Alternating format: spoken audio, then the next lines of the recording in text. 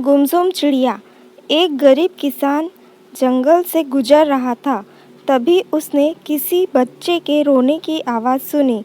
उसने देखा कि कुछ दूरी पर एक नन्ही सी बच्ची एक पेड़ के नीचे बैठी हुई थी। वह तो बस रोती ही जा रही थी।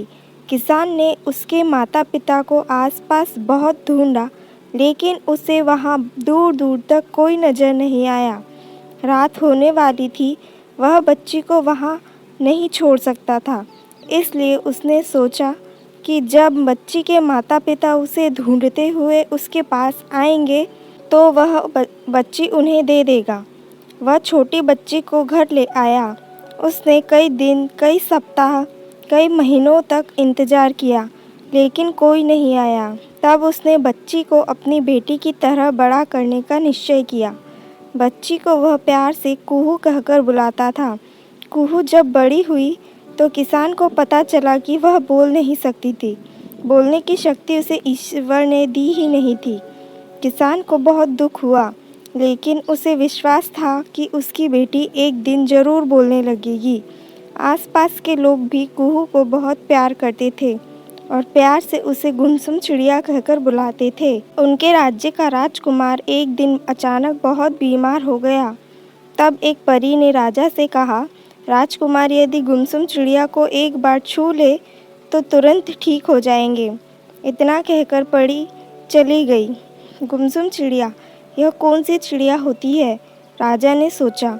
उन्होंने राज्य भर में घोषणा कराई कि जिस किसी के पास गुमसुम चिड़िया हो वह तुरंत चिड़िया को लेकर राजमहल में आ जाए।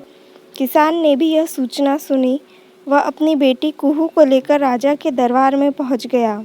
जब राजा ने उसके साथ चिड़िया की जगह एक गूंगी लड़की को देखा तो वह बहुत नाराज हुआ।